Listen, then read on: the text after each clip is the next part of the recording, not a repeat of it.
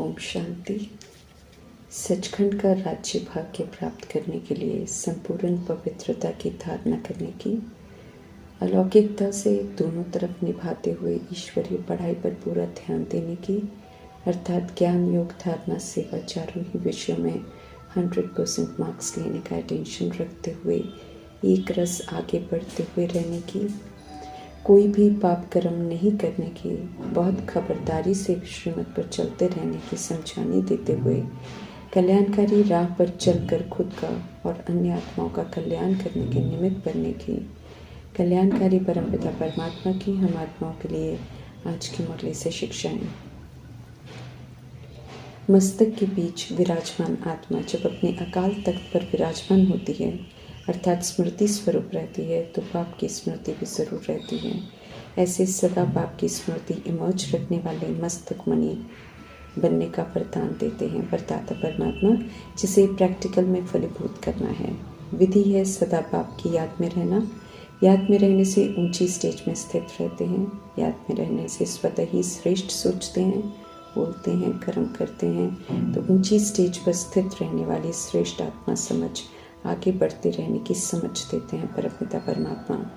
ऊंची स्टेज पर रहना, स्मृति और स्थिति में ऊंचा रहना, नीचे की अनेक प्रकार की बातों को सहज पार करा देता है।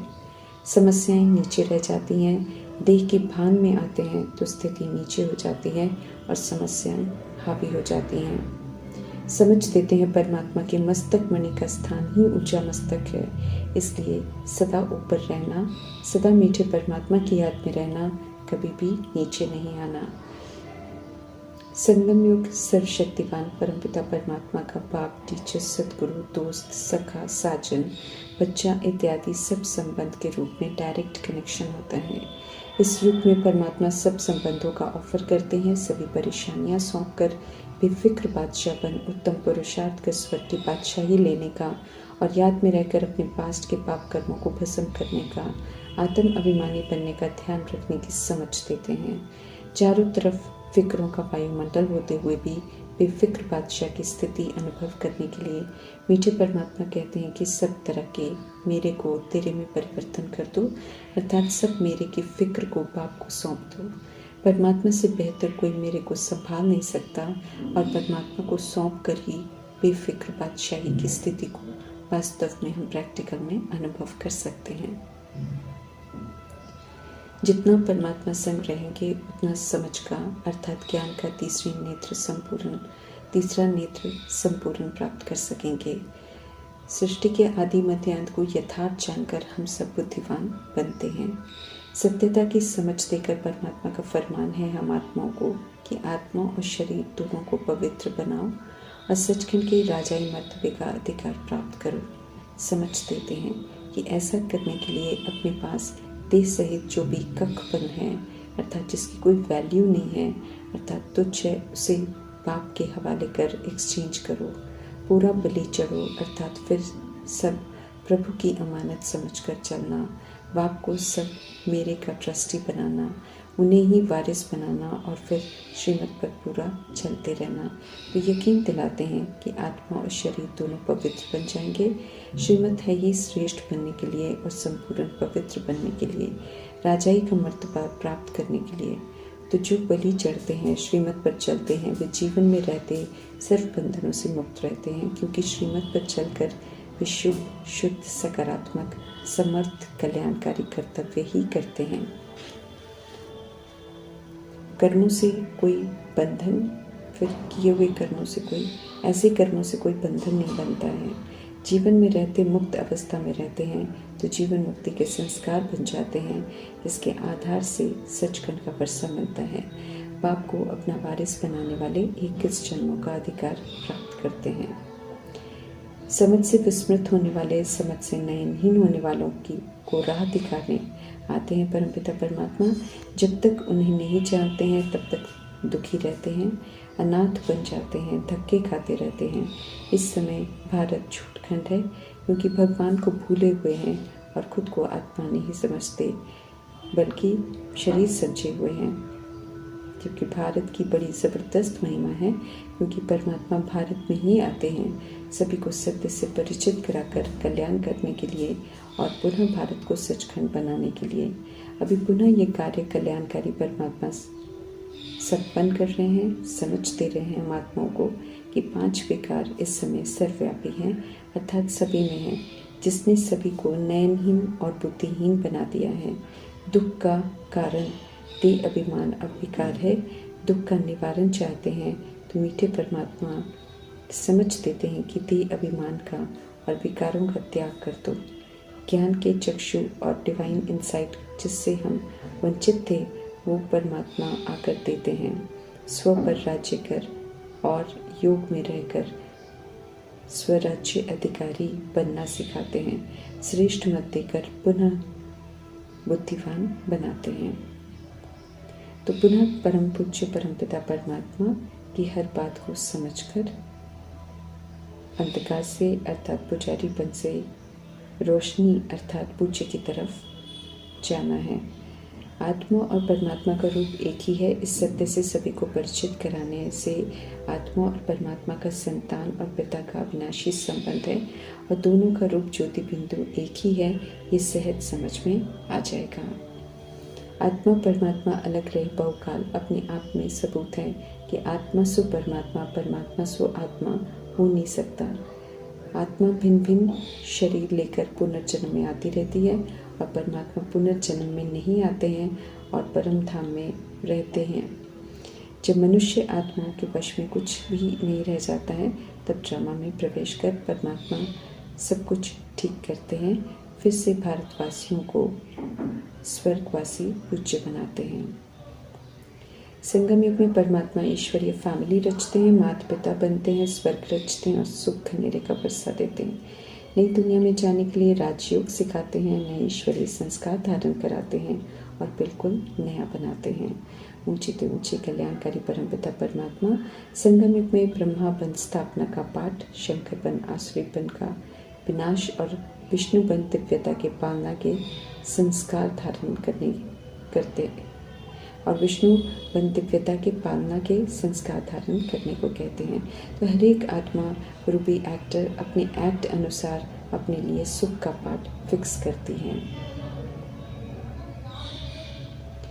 आत्मा परमात्मा में लीन हो जाती है, मृत्यु के बाद स्वर्ग चले जाते हैं। पतित ब्राह्मणों को खिलाने से मरे हुए संबंधियों को भोजन मिल जाता है। इन अंधश्रद्धाओं से निकालते हैं परमात्मा और तीसरे समझ के नेत्र से ड्रामा को समझने की श्रेष्ठ मत देते हैं कि हम सब आत्मा परम धाम निवासी हैं। हम सो आत्मा श्रीमद प्रमाण या श्रीमद पर चल दिव्यता धारण करेंगे तो दैवी कुल के सूर्यवंशी घराने में आएंगे। आत्मा समझकर आत्मा के भान में परमात्मा की हर बात सुनेंगे तो उनकी हर बात को यथार्थ समझ सकेंगे। देवता, क्षत्रिय, वैश्य, शूद्र वर्ण से गुजरते हुए हम ईश्वरीय औलाद प्रैक्टिकल में बने हैं। ब्राह्मण चोटी ड्रामा के चक्र में सबसे ऊपर हैं। परमात्मा संग पाठ बजा रहे हैं। 2500 वर्ष की किंगडम स्थापन हो रही है। अपने पुरुषार्थ अनुसार मर्तबा पाएंगे। इसलिए समझ से मिली हुई डिवाइन इंसाइट से सोच समझकर त्रिकालदर्शीपन पाठ बजाना है। एक्यूरेट योग से विक्रम विनाश कर हमें पावन बनना है। लक्ष्मी नारायण के घराने में आने के लिए लायक बनना है। चेक भी करते रहना है ज्ञान रूपी दर्पण में कि हम आत्माएं ऐसे योग्य बने हैं, क्योंकि पतित आत्मा पवित्र लक्ष्मी को वर नहीं सकेगी। सचखंड के पासपोर्ट के लिए संपूर्ण निर्विकारी बनना पड़े। पवित्रता है तो हेल्थ है, वेल्थ है, हैप्पीनेस है। इसलिए पवित्रता की धारणा मुख्य है। कलयुग का राज्य मृग तृष्णा की तरह है। इसके आकर्षण में आत्माएं गुमराह हो जाती हैं और विकारी बन जाती हैं। दुर्योधन दुशासन उन्हें कहते हैं जो विकारी होते हैं। आत्माएं जिन्हें पुनः अपना पवित्रता का ओरिजिनल स्वधर्म और स्वरूप आकर्षित करता है, जो आत्माएं लाज रखने की पुकार करती हैं, वो द्रौपदियां कहलाती हैं। कल्याणकारी परमपिता परमात्मा के साथ जितना हम अपनी बुद्धि का योग पूरा लगा कर रखेंगे उतना सभ्यता को धारण करना सहज हो जाएगा। पुरानेपन की दैहिक दृष्टिवृत्ति संस्कार से पूरा मरकर अलौकिक दृष्टिवृत्ति से गृहस्थ भार को निभाना है, अर्थात कमल फूल समान रहना है। देह अभिमान के प्रभाव से संपूर्ण मुक्त अवस्था में रहते हुए याद एक परमपिता परमात्मा को करना है। खुशी खुशी परमात्मा संग वापस घर चलने की तैयारी करनी है। साथ साथ अच्छी रीति पढ़कर स्वर्ग का मालिक बनने की भी तैयारी पूरी करनी है। भगवान पढ़ाते हैं तो उन संपत्ति का पूरा योग चाहिए। गॉड फादरली स्टूडेंट हैं हम सब, तो नॉलेज फुल ब्लिसफुल गॉड की तरह मास्टर नॉलेजफुल मास्टर ब्लिसफुल बनना है और भारत की सेवा पर श्रीमद् प्रमाण रहना है।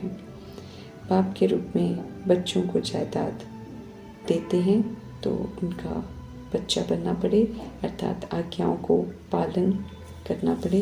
देश सहित सब कख बन देकर एक्सचेंज करना पड़े। श्रीमत पर चलना पड़े तो राज्य भाग्य का वर्षा मिले। कदम कदम श्रीमत पर चलने की खबरदारी रखनी है, क्योंकि माया घड़ी घड़ी देह अभिमान में लाकर विक्रम करवाकर हार खिलाने का वार करेगी। कदम कदम श्रीमत पर चलेंगे तो श्रेष्ठ बनेंगे, ये यकीन दिलाते हैं परमात्मा। समझ देते हैं परमात्मा की प्रजापिता ब्रह्मा और जगदम्बा राजयोग सीख कर कदम कदम श्रीमत पर चलकर ही राज्य भाग्य लेते हैं, चलकर ही लक्ष्मी नारायण का राज्य भाग्य लेते हैं। ज्ञान धन से धनवान होकर औरों को भी बनाते हैं। संगम योग एक्स्ट्रा समय है जो हम आत्माओं को सुधरने के लिए मिलता है, इसलिए तन मन धन से समर्पण होकर ट्रस्टी बन जो प्रभु की अमानत समझकर ईश्वरीय विश्व कल्याण के कार्य में सच्चे दिल से सफल करते हैं, उतना ही काउंट होता है और उसी के रिटर्न में अंत सुहेला होता है और भविष्य भी सुखदायी होता है। बाकी विश्व की जितनी भी आत्माएं साहूकार हैं, स्थूल धन से मददगार नहीं बनते हैं ईश्वरी मार्ग में, उनका धन सारा मिट्टी में मिल जाएगा, क्योंकि कयामत का समय है ही विशाल परिवर्तन का। एक्यूरेट हिसाब किताब चुकतो कर एक्यूरेट इंसाफ होने का। इसलिए परमात्मा कहते हैं कि तन मन धन जो सफल करना चाहो वो अभी ही कर लो, आगे चलकर देने से कुछ भी स्वीकार नहीं किया जाएगा और न सफल होगा। समय से पहले सफल किए हुए तन मन धन का return ever healthy ever wealthy ever happy के रूप में मिलता है, अभी सूक्ष्म रूप में और भविष्य में स्थूल रूप में। परमात्मा से समझ मिलने के बाद समझदार बनकर पाठ बजाना है और श्रेष्ठ भाग्य की प्रारब्ध बनाकर हमें धनवान बनना है और धर्मराजपुरी का से